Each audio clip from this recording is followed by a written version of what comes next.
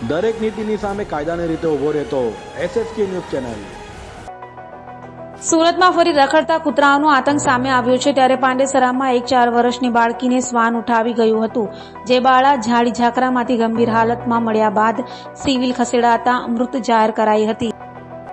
સુરત શહેરમાં શ્વાનોનો આતંક યથાવત જોવા મળી રહ્યો છે। આજે સવારથી શ્વાનના હુમલાનો ભોગ બનેલા બાળકોથી લઈને વૃદ્ધો સિવિલ હોસ્પિટલ સારવાર અર્થે ખસેડાયા હતા, ત્યારે પાંડેસરા વિસ્તારમાં વધુ એક બાળકી પર શ્વાન હુમલો કરીને ઉઠાવી ગયું હતું।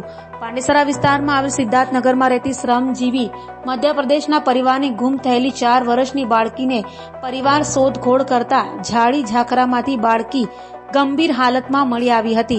ત્યારબાદ સિવિલ હોસ્પિટલ ખસેડાતા તેને જાહેર કરવામાં આવી હતી। હાલ તો સુરતમાં વધી રહેલા શ્વાનોના આતંકને સુરત મનપા દ્વારા ક્યારે દૂર કરાશે તે જોવું રહ્યું। आपका परिचय? नाम मेरा कालू है। कहाँ पर रहने का सूरत में? सूरत में मेरे को ये सिद्धार्थनगर नहर पे रहने का है। क्या घटना बनी? मैं मेरी लड़की को रोज़ रूम पे छोड़ के जाता था झोपड़े पे, वो रोज़ वहीं पे खेलती थी। कल जब मैं काम पे चला गया था तो पूरा दिन लड़की खेल रही थी और शाम को 6 बजे के लगभग मेरा लड़का बड़ा वाला आया, पापा बेना नहीं मिल रही है। फिर हमने ढूंढा उसको 1-1.5 घंटा, उसके बाद वो मिली ही, तो कुत्ता ने पूरा दबोच लिया था उसको। कितने कुत्ते थे ऐसा कुछ आपको मालूम पड़ा? 5-6 कुत्ते कुछ थे, वहीं पे बैठे रहते हैं वो।